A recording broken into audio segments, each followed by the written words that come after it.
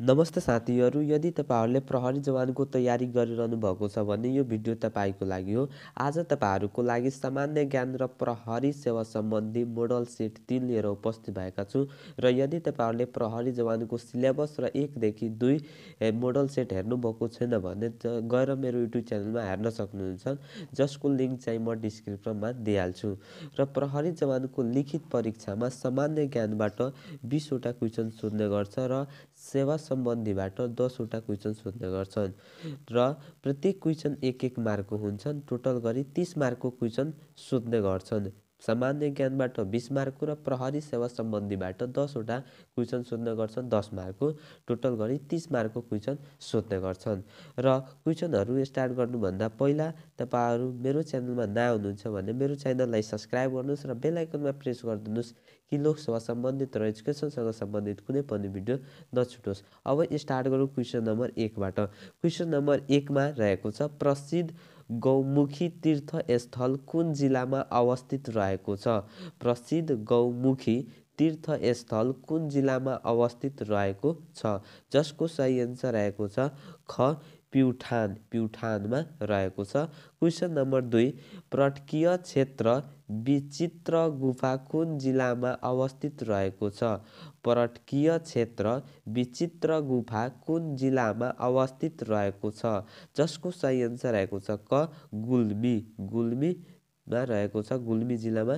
Question number 3 the light of Asia, the light of Asia, एसियाका तारा भनेर कसलाई चिनिन्छ? एसियाका तारा भनेर कसलाई चिनिन्छ? जसको सही आन्सर रहेको छ क गौतम बुद्ध, गौतम बुद्धलाई। क्वेशन नम्बर 4 क्वेशन नम्बर 4 मा रहेको छ नेपालमा कति सालमा प्रजातन्त्र आएको थियो? नेपालमा कति सालमा प्रजातन्त्र आएको थियो? जसको सही आन्सर रहेको छ क विक्रम सम्वत 2007, विक्रम सम्वत 2007 सालमा आएको थियो। क्वेशन नम्बर 5 नेपालको पहिलो शहीद को हुन्? नेपालको पहिलो शहीद को हुन्? जसको सही आन्सर रहेको छ क Lakhan Thapa, Lakhan Thapa. Question number 6 question number 6 मा रहेको छ क्वेशन नम्बर 6 नेपालको प्रथम प्रधानमन्त्री को हुन्? नेपालको प्रथम प्रधानमन्त्री को हुन्? जसको सही आन्सर रहेको छ क भीमसेन थापा, भीमसेन थापा हुन्। Question number 7 question number 7 Prithvinarayan शाहको बुवाको नाम के थियो? पृथ्वीनारायण शाहको बुवाको नाम के थियो? जसको सही आन्सर रहेको छ क नरभूपाल शाह, नरभूपाल शाह थियो। क्वेशन नम्बर 8 धेरै जिल्लासँग सिमाना जोडिएको जिल्ला कुन हो? धेरै जिल्लासँग सिमाना जोडिएको जिल्ला कुन हो? जसको सही आन्सर रहेको छ ख सिन्धुली, सिन्धुली हो। Question number 9 question number 9 Nepal पृथ्वीको कुन गोलार्धमा पर्छ? नेपाल पृथ्वीको कुन गोलार्धमा पर्छ? जसको सही आन्सर रहेको छ क उत्तरी गोलार्धमा, उत्तरी गोलार्धमा पर्छ। क्वेशन नम्बर 10 क्षेत्रफलको हिसाबले नेपालको सबैभन्दा सानो जिल्ला कुन हो? क्षेत्रफलको हिसाबले नेपालको सबैभन्दा सानो जिल्ला कुन हो? जसको सही आन्सर रहेको छ ख भक्तपुर, भक्तपुर हो। क्वेशन नम्बर 11 क्षेत्रफलको हिसाबले नेपालको सबैभन्दा ठुलो प्रदेश कुन हो? क्षेत्रफलको हिसाबले नेपालको सबैभन्दा ठुलो प्रदेश कुन हो? जसको सही आन्सर रहेको छ क कर्णाली प्रदेश, कर्णाली प्रदेश हो। Question number 12 question number 12 Arun नदीको पौराणिक नाम के हो? अरुण नदीको पौराणिक नाम के हो? जसको सही आन्सर रहेछ क महाप्रभा, महाप्रभा हो। क्वेशन नम्बर 13 नेपालको सबैभन्दा गहिरो ताल कुन हो?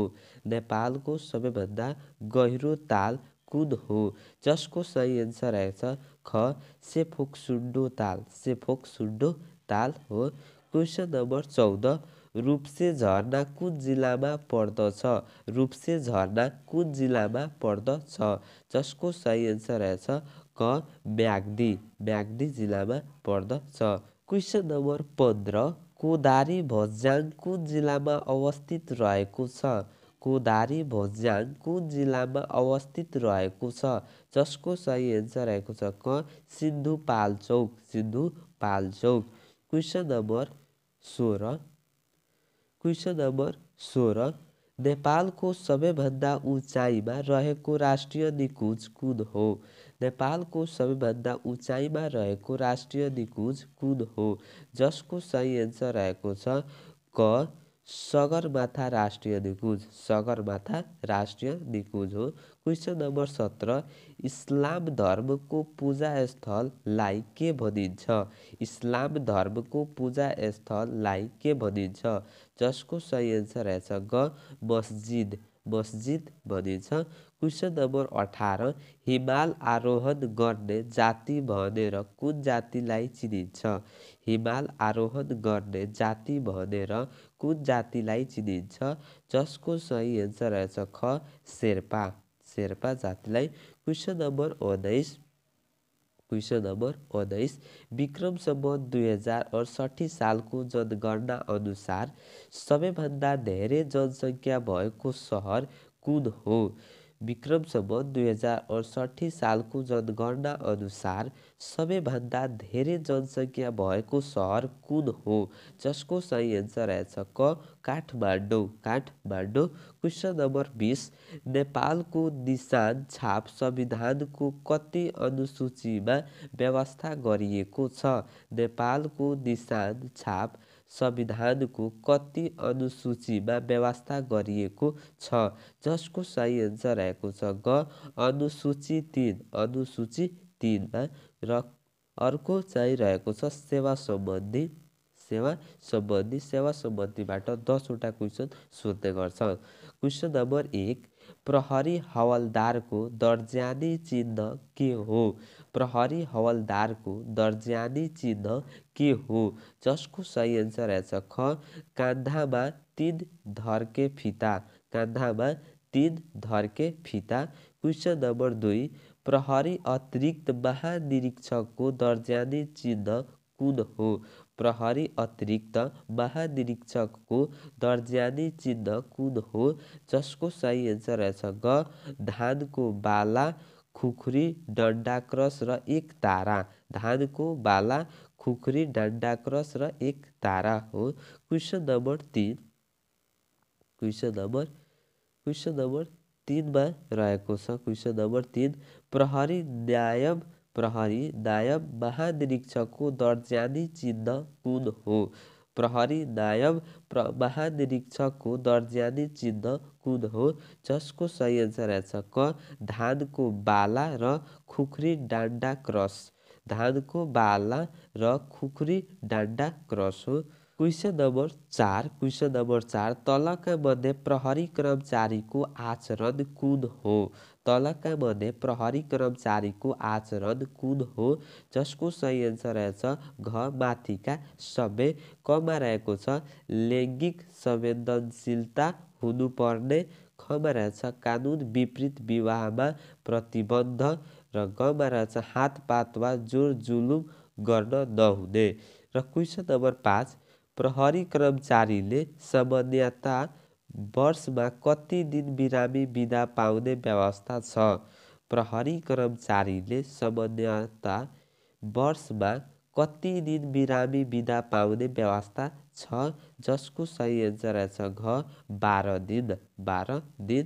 क्वेसन नम्बर 6 तलका मध्ये महिला प्रहरी कर्मचारीले मात्र पाउने बिदा कुन हो? तलका मध्ये महिला प्रहरी कर्मचारीले मात्र पाउने बिदा कुन हो? जसको सही एन्सर रहेछ क प्रसुति बिदा। प्रसुति बिदा। क्वेसन नम्बर 7 क्वेसन नम्बर 7 प्रहरी नियमावली हाल कुन प्रचलनमा रहेको छ? प्रहरी नियमावली हाल कुन प्रचलनमा रहेको छ? जसको सही एन्सर रहेछ क प्रहरी नियमावली 2013। प्रहरी नियमावली 2013। क्वेसन नम्बर 8 राजपत्राङ्कित प्रथम श्रेणीमा कुन दर्जा पर्दछन्?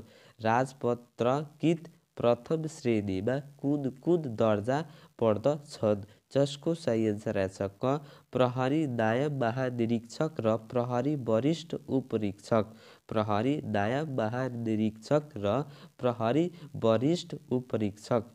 क्वेसन नम्बर 9 राजपत्राङ्कित द्वितीय श्रेणीमा कुन पद पर्दछन्? राजपत्राङ्कित द्वितीय श्रेणीमा कुन पद पर्दछन्? जसको सही एन्सर रहेछ क प्रहरी उपरीक्षक र प्रहरी नायब उपरीक्षक। प्रहरी उपरीक्षक र प्रहरी नायब उपरीक्षक। क्वेसन नम्बर 10 प्रहरी जवानलाई नियुक्ति दिने अधिकार कसलाई हुन्छ? प्रहरी जवानलाई नियुक्ति दिने अधिकार कसलाई हुन्छ? जसको सही एन्सर रहेछ क प्रहरी उपरीक्षक वा प्रहरी वरिष्ठ उपरीक्षक। प्रहरी उपरीक्षक वा प्रहरी वरिष्ठ उपरीक्षकलाई। र अन्तमा म फेरि भन्न चाहन्छु, मेरो च्यानलमा नयाँ हुनुहुन्छ भने मेरो च्यानललाई सब्सक्राइब गर्नुहोस् र बेल आइकनमा प्रेस गरिदिनुहोस् कि लोकसेवा सम्बन्धित र एजुकेसनसँग सम्बन्धित कुनै पनि भिडियो नछुटोस्। फेरि मिल्नेछौँ नेक्स्ट भिडियोमा। तबसम्मको लागि जय हो, जय नेपाल।